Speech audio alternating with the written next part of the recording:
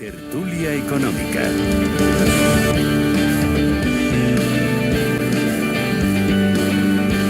Tiempo de análisis que en este miércoles viene protagonizado por Sara Herrero, directora académica de Business School. Sara, bienvenida, buenas tardes. Buenas tardes, Rafa, muchas gracias por invitarme.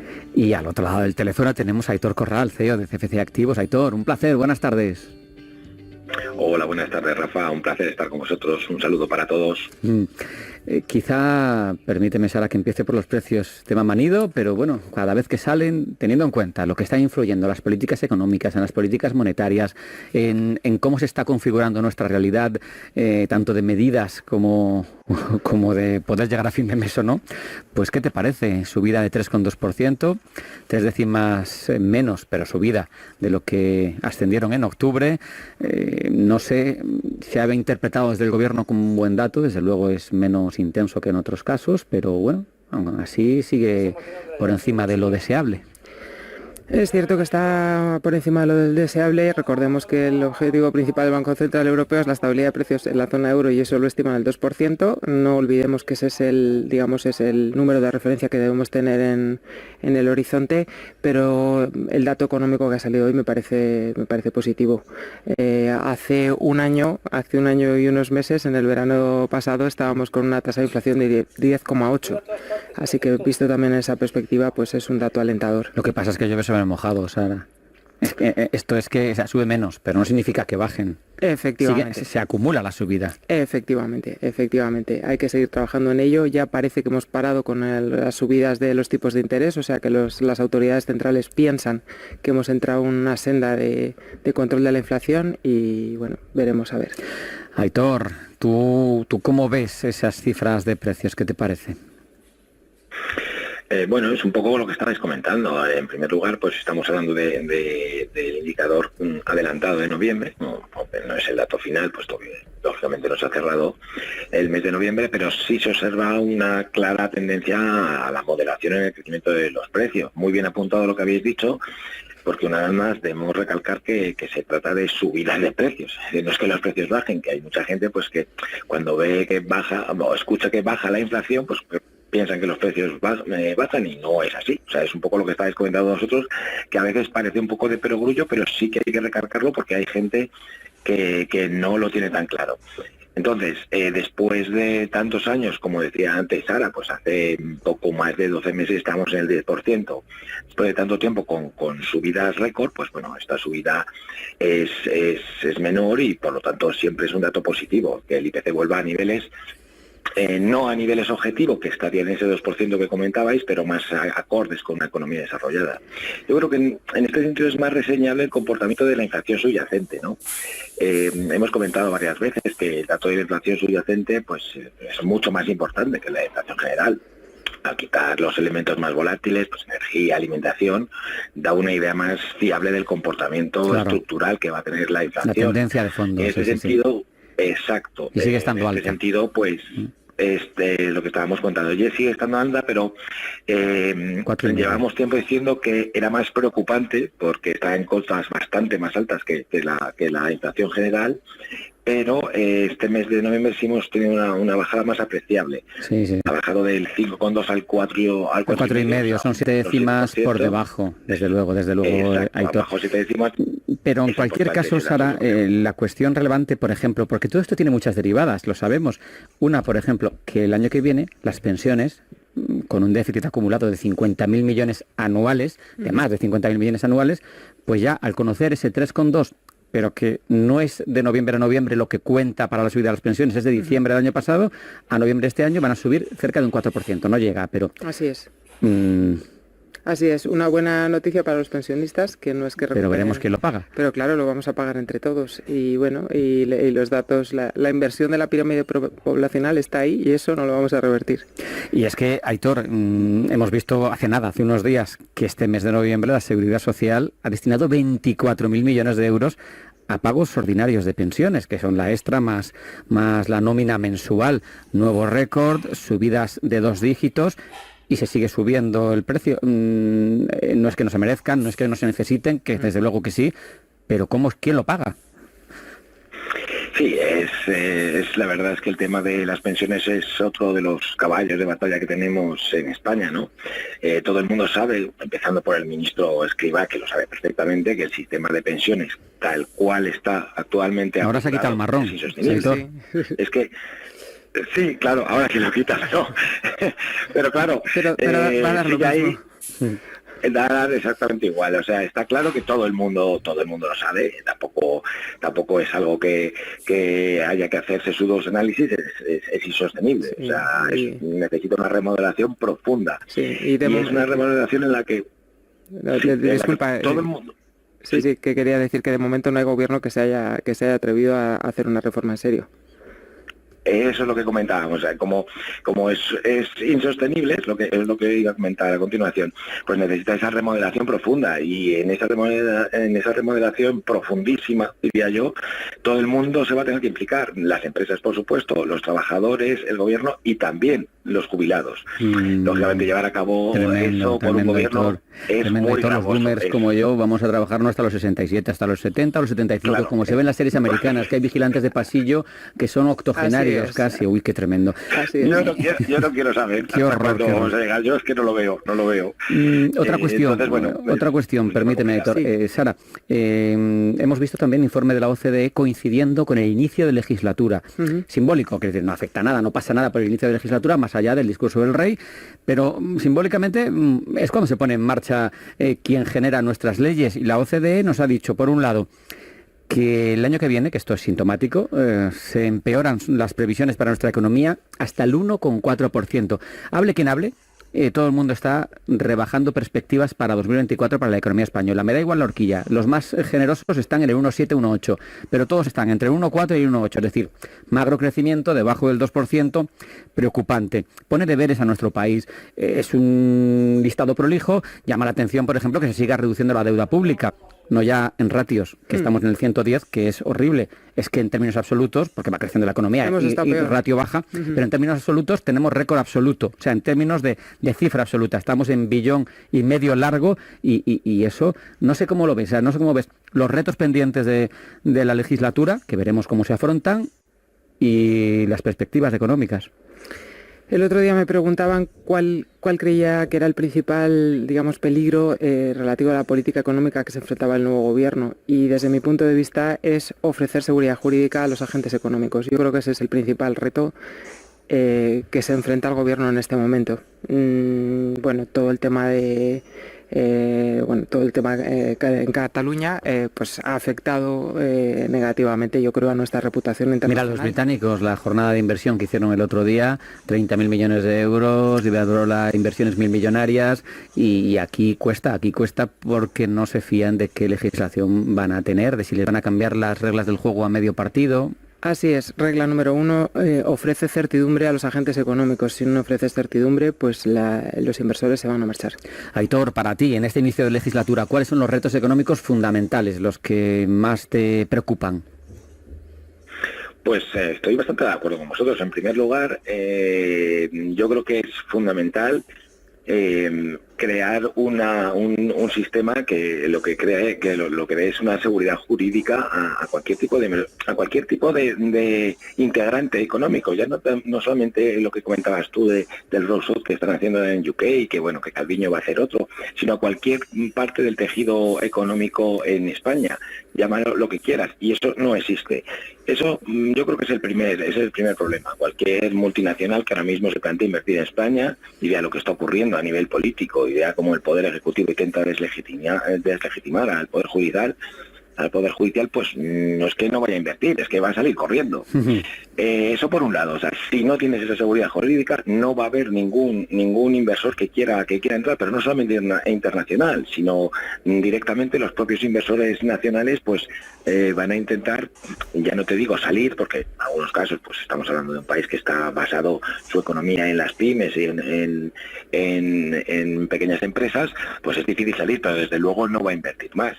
Ese es nuestro mayor caballo de batalla. Y luego el segundo, pues esa deuda brutal que, como tú decías, no hace más que subir, y ese gasto se convierte en gasto político y no en gasto productivo.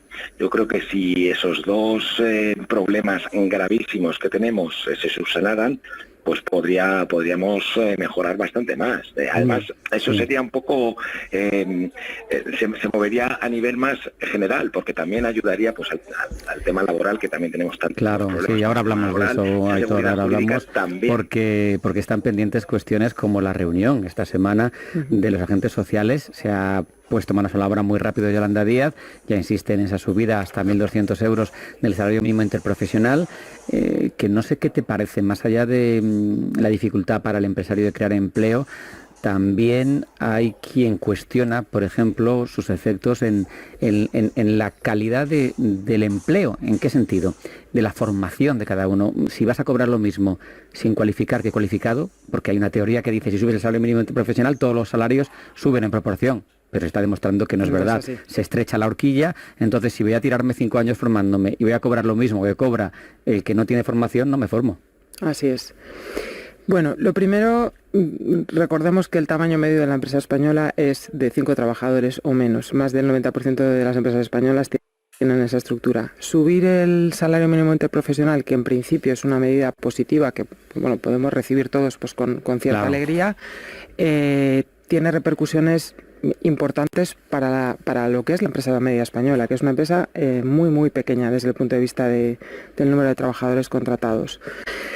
Por otro lado, si aumentamos el salario mínimo interprofesional, como se está diciendo, en el entorno de las 1.200 euros, eso va a alentar el consumo en España, no cabe duda. Y ahí aludo a un término económico, ¿no?, de la propensión marginal al consumo. O sea, si a alguien que gana 1.200 euros o que gana ahora 1.000 euros le subes el sueldo a 1.200, lógicamente esos 200 euros adicionales van a suponer prácticamente un consumo total de ese aumento. Así que desde el punto de vista económico, positivo.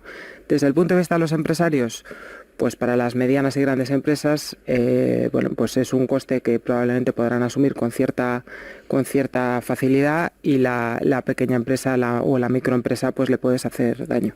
Aitor, eso desde el punto de vista académico, desde el punto de vista de un empresario, ¿qué supondría esto? Porque la última vez que se asumió una subida de este tipo, como no hubo acuerdo, dio igual, fue unilateral. Porque no ha hecho nada. Sí, es lo que estabais un poco comentando. Desde el punto de vista académico, desde el punto de vista puramente lógico, pues dices muy bien, hombre, lógicamente cuanto más se suba el salario mínimo interprofesional, pues mejor. También conlleva un aumento de consumo, pero claro, el problema es cómo es el tejido empresarial español. Son empresas muy pequeñas, son microempresas, y claro, esas subidas... igual te abocan al cierre, ¿no?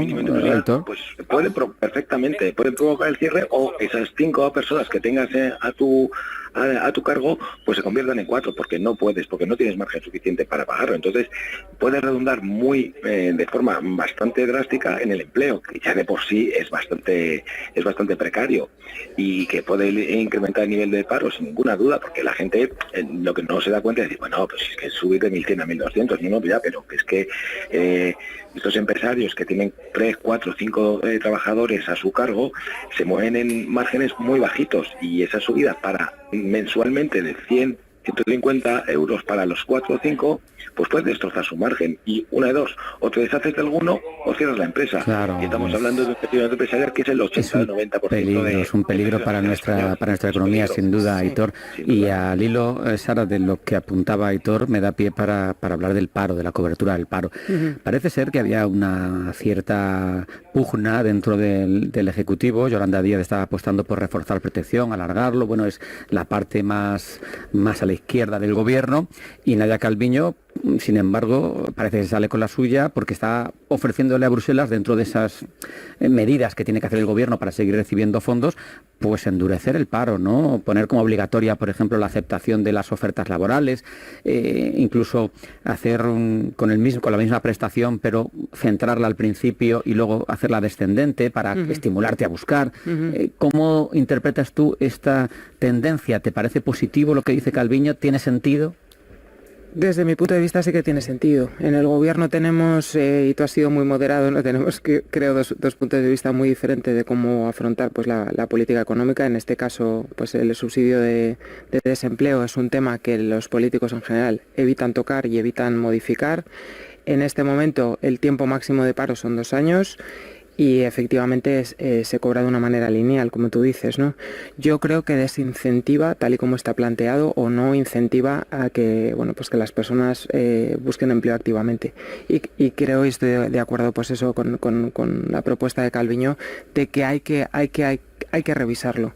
Hay que revisarlo para que no se convierta en un sueldo durante un tiempo hasta que las personas realmente vuelvan a empezar a buscar trabajo. Yo, Héctor, no sé si habrá medidas que modularán, porque claro, también es cierto que los servicios públicos de empleo en nuestro país no tienen en su bolsa, en general, empleos muy atractivos, es decir, a lo mejor va alguien muy cualificado y a lo mejor es complicado que esa persona cualificada coja un trabajo que está pensado para otro tipo de currículum, no sé, pero parece lógico, ¿no? Que si te ofrecen trabajos no te paguen por seguir en el paro si lo rechazas. No, hombre, eso es lo más lógico del mundo, o sea, no hay ninguna duda. Yo entiendo que cuando uno está en situación de desempleo, pues lo que busca es, si tiene cierto tipo de formación, encarado su carrera a cierto tipo de formación, pues intente buscar un empleo de ese tipo, pero claro, lo que no puedes es ir desechando todos los empleos que te propongan simplemente porque no es lo que tú has estudiado, como se dice muy a menudo, ¿no?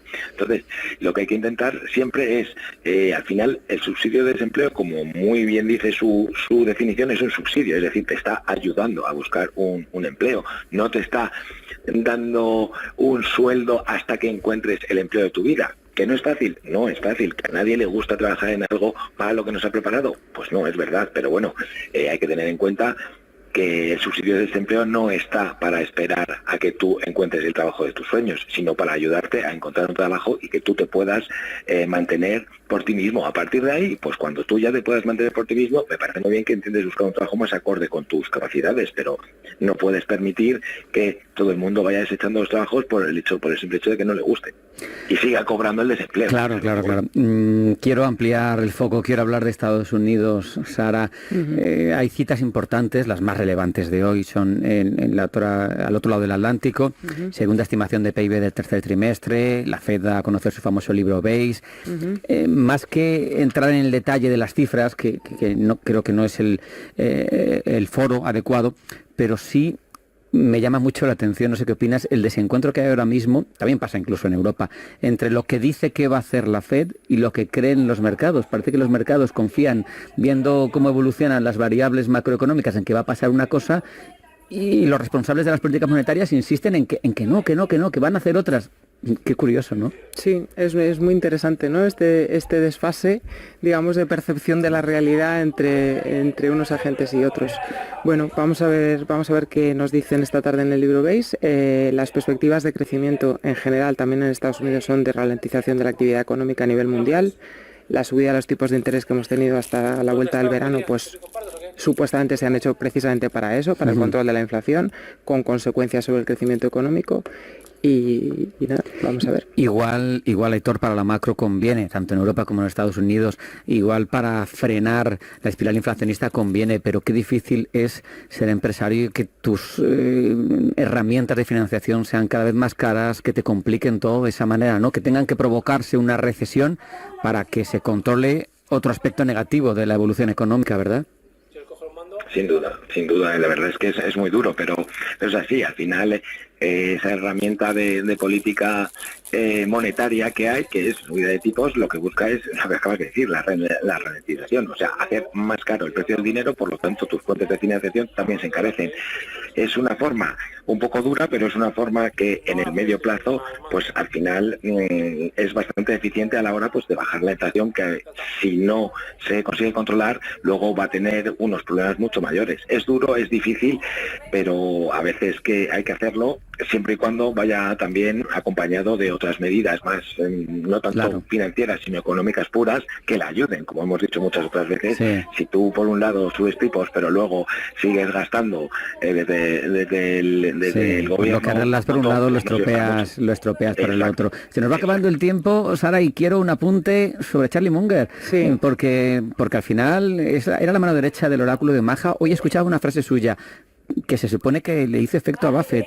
No busques una empresa buena a un precio maravilloso. Busca una empresa maravillosa a un precio razonable. Sí. Fíjate qué sabiduría. Absolutamente. La verdad que tanto Charlie Munger como Buffett tenemos cientos de frases interesantes sobre Parece temas hasta fácil económicos, ¿verdad? enriquecerse en la bolsa con lo complicado que es luego, ¿eh? Absolutamente. Decía Charlie Munger que la inflación es una sentencia de muerte para las democracias, al hilo de todo lo que hemos hablado hoy. Pues mira, Así con que- esa frase nos vamos a quedar porque es un epitafio, nunca mejor dicho, buenísimo para la tertulia de hoy. Aitor, muchas gracias, un abrazo. Sara, hasta la próxima, un abrazo. Muchas gracias, Rafa.